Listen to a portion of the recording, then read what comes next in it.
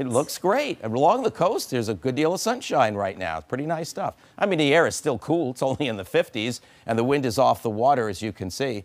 But closer to 60 in some spots like Lawrence, Providence, Hartford, Bridgeport, Connecticut. Now, here's the deal. We still have basically cool air around the Northeast. And for tomorrow, as well as Friday, particularly along the coast, the wind will be coming in off the ocean. That just limits how warm it can actually get when you have that wind direction this time of the year. Tonight will be in the 40s, a few upper 30s. This has been pretty common to the last couple of nights. Notice tomorrow along the shoreline, it may actually be a couple of degrees cooler than today with a northeast wind persistent pretty much the entire day.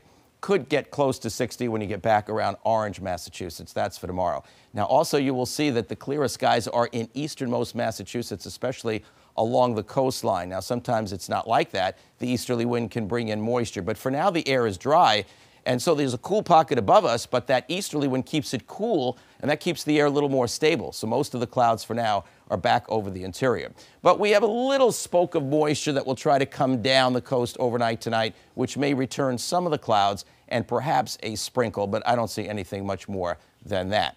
As for tomorrow, eastern Massachusetts looks like where more of the cloudiness will be. Well inland, you may have a little more in the way of sunshine. But then as that northeasterly wind kind of takes over everywhere, I think low clouds tomorrow night on into Friday morning. Friday afternoon, we could see some brightening, but that's especially over the far interior. The light onshore wind could keep the low clouds in check or keep them in and allow them or not allow them to break up. That's a possibility on Friday. But when we talk about the weekend, it isn't really this, by the way. That looks like it's actually going to slide below us.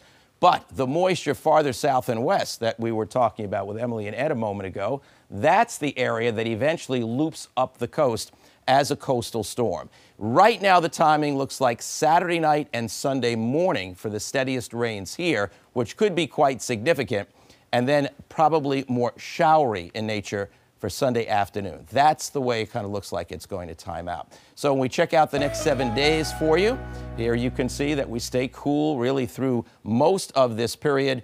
And again, the real issue is going to be what happens as we get to the weekend itself, when we have this storm come up the coast for Saturday night and Sunday morning, and then an upper level system cuts across. That's why there's still the risk of showers Sunday afternoon, even though the steadiest rains may have moved north of the region. And just preliminarily, to show you how much rain could actually fall from this, there is definitely the potential for like 1 to 2 inches of rain again. So it looks like another significant rainmaker with the heaviest rains likely overnight Saturday night and into Sunday morning, but still some showers could linger for the rest of Mother's Day. It starts to get a little better Monday and probably much better by about Tuesday of next week. So some change in this pattern is finally in sight. Ed?